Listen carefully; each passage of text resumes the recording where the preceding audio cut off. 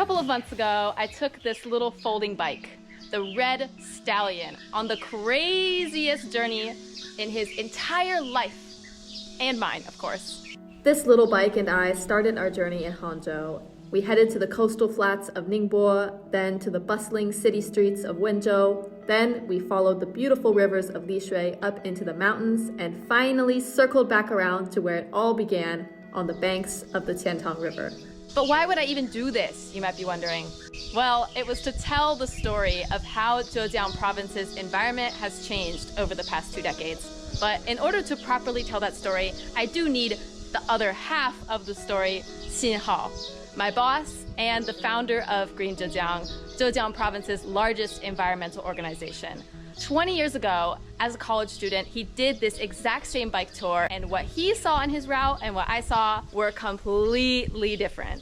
用现在的话说，那个时候啊，浙江就是在成长的烦恼的阶段，特别是到农村里的时候，你就会发现，因为农村里有很多当时的这个乡镇企业冒着各种颜色的这个烟，然后呢，这个人多的地方啊，它就容易脏。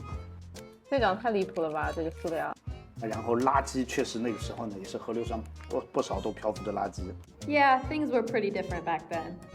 One of the biggest changes that's taken place in these 20 years is that rivers are no longer treated as a gutter or a sewer. Rivers are a pleasant place to be. In a lot of developing countries, the riverbanks are a place where trash goes and sewage and things like that, and China was no exception to that 10 or 20 years ago, but things have changed.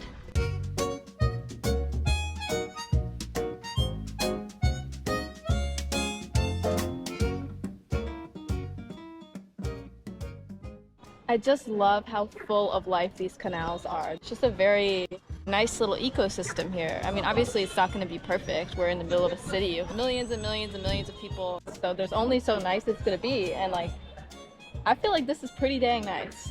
No matter how deep I delved into random places, from the most crowded cities to the quietest villages, I just didn't see the polluted hellscapes portrayed in Hao's photos. I can count on one hand the amount of places I encountered that were seriously polluted.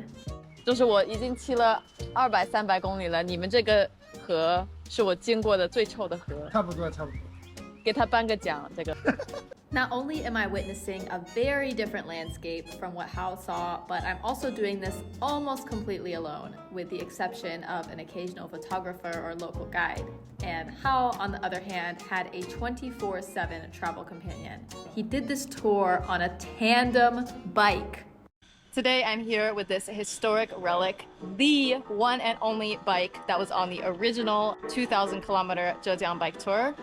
Still as beautiful as ever, but a bit old and rickety. But no matter, we are going to take it out for a spin for the first time in quite a few years.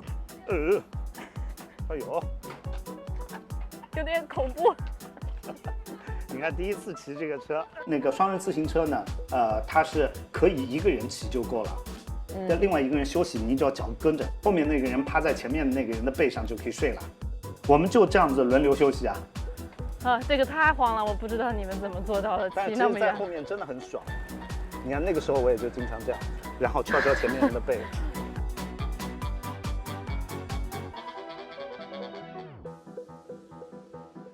那个时候你看，我们把一辆适合在公园骑的车拿来做越野车骑，所以当时我们也挺傻的。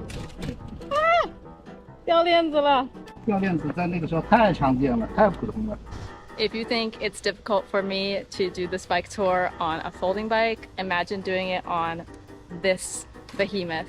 因为双人自行车嘛，特别显眼，就一路过来的时候啊，就会有人家货车司机看见我们，就给我们丢矿泉水，还有路上碰到人，好多人拉我们，哎，去我们家吃饭什么的都有。我不知道杨离子，你这一程下来有没有这样的经历啊？因为我看过你视频，还有人想要把你让你嫁给他儿子的。对，是的。嫁给我儿子可以，我儿子教英语的。Marriage offers aside, I received quite a few little surprises during this route. 要吃啥？送一条给你吃吃，拿个小的去吧，送给你。And even some beautiful gifts from my local guides. 有人养的意思哈，延续信号制，今日污染地，县城生态市。Hao and his companion Jinhai also received countless gifts along the way as they stopped in every city they passed to hold environmental protection-themed events. 所以我们一进去之后就有人陪骑，然后呢，完了之后会带着我们拜访环保局，然后在当地再组织一些活动。然后我们那个时候还有一本小册子，到了哪里就是当地的环保局就要写一句话给我们，然后再盖一个章。你知道那个时候特别有使命感，而且我们每天都要走不同地方的环保局嘛，然后我们就会把看到的这些问题就告诉给这个环保局。Hao spent his trip reporting pollution issues to local environment bureaus, and I spent my trip hearing stories of how, over the last 2 decades, those polluted landscapes have completely transformed. 原来的话呢，每个地段什么的污染没人管，哪里开厂哪里开店哈，什么东西居民区什么东西的污染，统统都作为一个排放的河流。大家都是见着的避着走，因为很臭，特别是夏天，这个水是咕噜咕噜咕噜会冒着那个黑泡的，一潭的死水。造纸的污水排到我们这边来，然后我们这个水里的鱼虾全部都死的，就是整片的浮起来，然后如果下去，那个脚肯定会痒。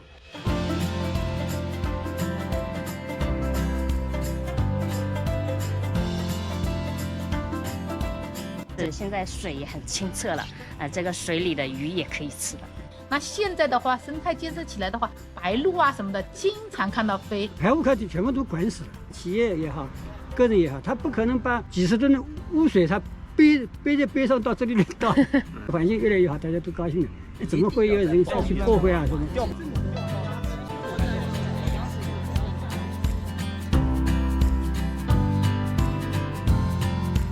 我的这一程就是让我看到了很多，也感受到了很多，然后真正的带我走进了环保这个门吧。Summer break in the year 2000, 2 college students set off on a journey, having absolutely no idea that it would end up inspiring the creation of one of China's largest and most influential environmental organizations, which would then make a huge contribution to the fruition of Hao's dream, a China where environmental protection is a priority and not a burden. Happy 23rd birthday to Green Zhejiang, and here's to many, many more years of protecting the natural resources of this beautiful province.